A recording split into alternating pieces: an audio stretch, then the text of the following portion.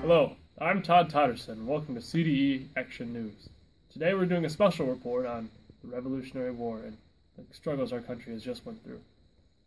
We will be using our time-traveling reporters to go back and look at live events and report and interview people from where they stand before and after each event happens. But first, we're going to take a look at the weather with Todd Totterson. Todd? Thanks, Todd. If you look behind me, you'll see that the leaves are changing. It's turning fall. Fall brings a lot of warm spirits, a lot of good times, but at the same time it signals bad things to come. You look at the death behind me, it tells you winter's here. Let me tell you, this winter is not looking to be a good one. If you expected anything but despair and cold-hearted need for any sort of supplies that you can get your hands on, anything from starvation to just food or firewood even, good luck. I would compare it to our troops at Valley Forge, because this is going to be one heck of a winter till next March. Back to you, Todd. Thanks, Todd. And now, an in-depth look into what our Continental Army uses and the tactics that they possess. And let me tell you, it is indeed an ape of a tactic, and there ain't no monkey business involved. Now, to our on-field reporter, back in time, Todd Totterson. Todd? Thanks, Todd. Now, if you look at the wilderness behind me, you'll notice something very, very peculiar. It's very dark. It's almost like a wall of vegetation that you can barely see through. And then if you take a look at what our warfare is, guerrilla warfare, this area is perfect for that. There's a nice open trail for if British supply lines or British troops are moving along. Our units could move in from the trees and completely ambush them and destroy them right where they are. Oh God, not a red coat! No, I'm alright. I'm not a red coat, I promise. I know it's red. Who are you? I'm a colonial newscaster. That's all I am, I promise. Colonial? Colonial. Okay. See? The little heart attack I just had, that's exactly what the British troops would have gone through had they been walking through when I had. That one soldier might have been able to take out an entire supply line completely by surprise. The entire element of our warfare comes from taking people by surprise and completely shutting them down when they least expect it. Now back to you, Todd. Thanks, Todd. That really was a very insightful report. But after a quick break, we'll be going more in-depth into what happened in our Revolutionary War.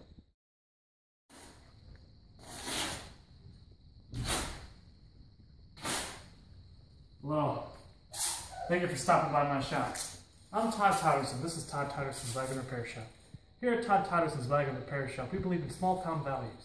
We import all of our parts locally, and we only employ local people because I'm the only one who works here. In no time, I can guarantee you, we can get you from a horse-drawn buggy to something just like this with nice matte black rims, anything you want on your buggy. Because I'm from the future, and I can do that. Welcome back to your CDE Action News. I'm Todd Totterson, and now we're going to take a pre-Boston Massacre look at what our colonists were fighting for at that moment in time.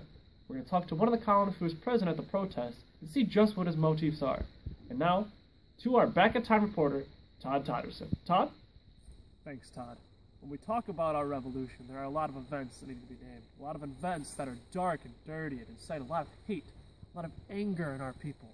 I think the event that comes to mind whenever anybody mentions the events leading up to our revolution is the Boston Massacre.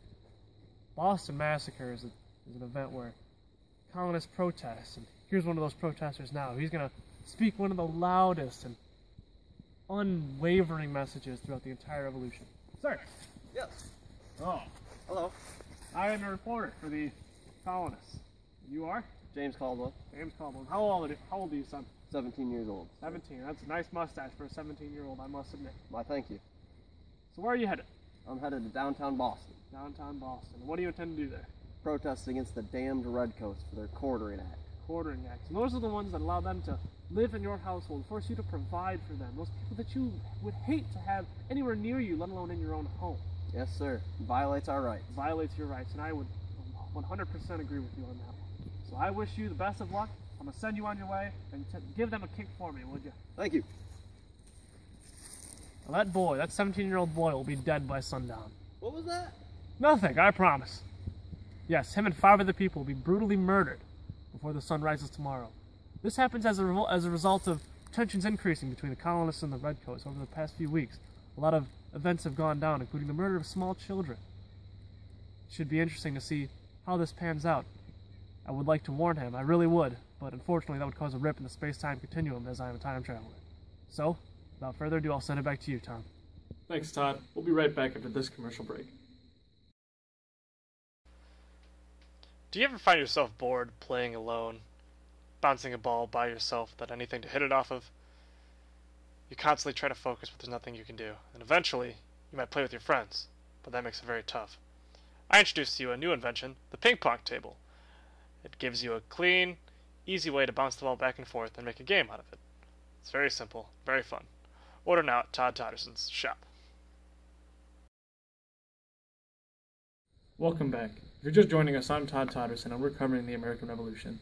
We're now going to take a look at the first naval battle, one of the earliest major battles of our revolution, the battle at Machias. It took place because of suspicions of a portmaster named Jones being a loyalist. Those suspicions were reinforced after the Battle of Lexington and Concord on June 2nd of 1775, when a British armed sloop protecting the Unity and Polly came into port. Jones demanded a pledge of support as a requirement for receiving the supplies that he had, as he was the portmaster. This caused tensions to rise, and on the morning of June 12th, he planned his escape into the open sea. However, he was confronted by colonists, a group of rebels. The rebels had won, and here's a look at just exactly how that battle might have went down.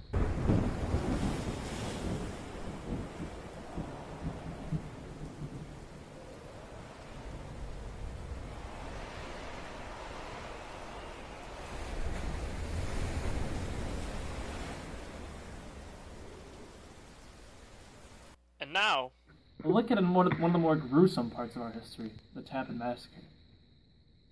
General Charles Grey, commander of one of the British forces, was known for very, very weird tactics. He was one of the more reconnaissance groups, and he often was known to do very weird tactics like removing flints from his unit's weapons, forcing them to focus on close-quarter combat. Now, this sort of combat can be very gruesome, especially when you're talking about bayonets. The Tappan Massacre was where his soldiers had to assault a village while they were in the dead of night, where a group of colonial troops were stationed.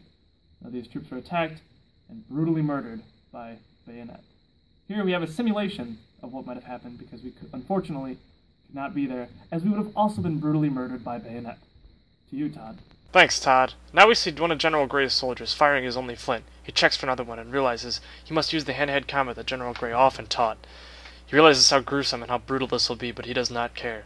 He's been taught to fight, to survive, and to win.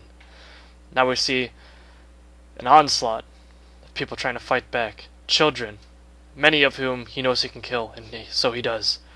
A gruesome sweeping motion, very bloody, very awful, just absolutely distasteful. Cuts down 10 children at least. Then one by one they file in, attempting to take him out, but they cannot. And slowly they die. See, he even showboats a little bit by spinning to confuse his enemy and stab another one. As they file in, his confidence is gained. And as it comes down to the final one, he throws his weapon. This last casualty suffers the most gruesome fate, a thrown bayonet to the gut, which puts General Grey's soldier over the edge. And at the end, he celebrates over the victory of the innocent people he's officially murdered. Now back to you, Todd. Thanks, Todd. And now, to a commercial break.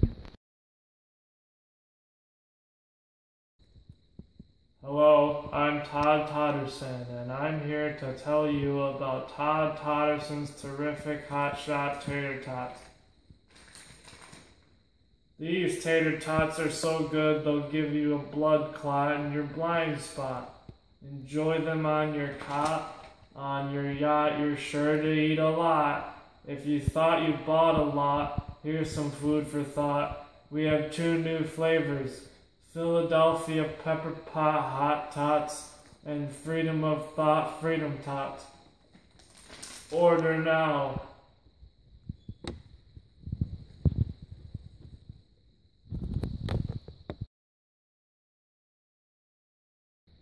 Welcome back. Now, we're going to take another look into one of the most important, if not the most important moment of our revolution, the signing of our Declaration of Independence. It was adopted by our Continental Congress on July 4th, 1776, although that's not when it was signed. Now, a live look at it being signed by our founding fathers with Todd Todderson. Todd? Thanks, Todd. I'm standing over the shoulder of one of our signers now, some of which you may have heard of: Benjamin Franklin, John Adams, Samuel Adams. Among those, another 50-something. As we look, they're signing a document that states our severing of our ties politically, and eventually entirely, with Great Britain. We are saying we are no longer under your crown, under your rule, and we will operate sovereignly, although our actual independence won't be recognized by them until the signing of Treaty of Paris in 1783. This is our way of stating that this is what we want, and we are eventually going to get there, no matter what you do. Here we see some signatures and an overall view of what the Declaration of Independence may have looked like. Now, without further ado, I'm going to send it back to you, Todd. Thanks, Todd. Now we're going to take a look at perhaps the turning point of our war, Valley Forge. At Valley Forge, George Washington and his troops were stationed in a fort at Valley Forge through one of the worst winters of the Revolution. During this winter, they had limited supplies, limited food, and limited help. The entire area was full of despair, and Washington is even quoted as saying, "If the army does not get help soon, it in all likelihood will disband." Fortunate for us, it did not expand, and our troops persevered, despite echoes of hunger and the cries of beef throughout the camp. They made it through, and they emerged, not only a strong rebel force, but a mature rebel force, and were able to move on and take out the enemies at their next battle. Now, we're going to send us to commercial break with a word from our sponsors. Head on, apply directly to the forehead. Head on, apply directly to the forehead. Head on, apply directly to the forehead. Head on, apply directly to the forehead. Head on, apply directly to the forehead. Head on, apply directly to the forehead. Head on, apply directly to the forehead. Head on, apply directly to the forehead.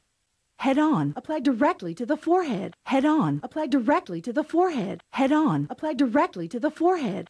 Head on, apply directly to the forehead. Head on, apply. Welcome back.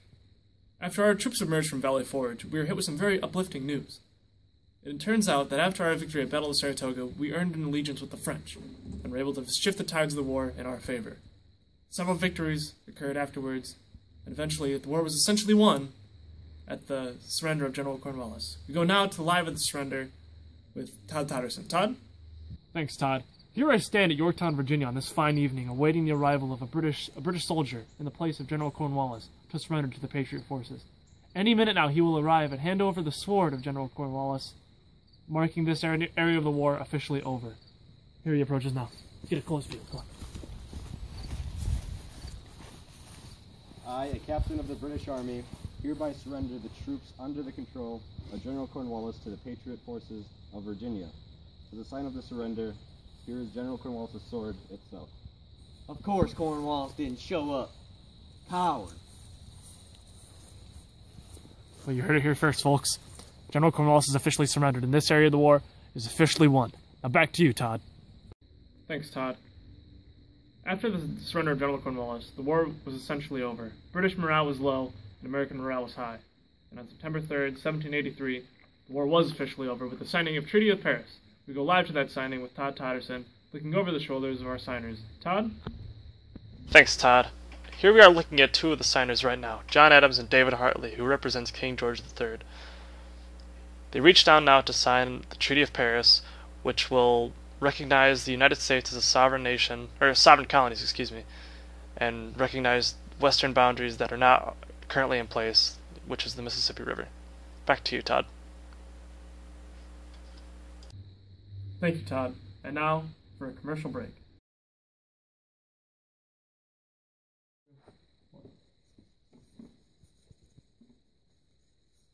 Hello, I'm Todd Totterson, and I'm here to show you pool.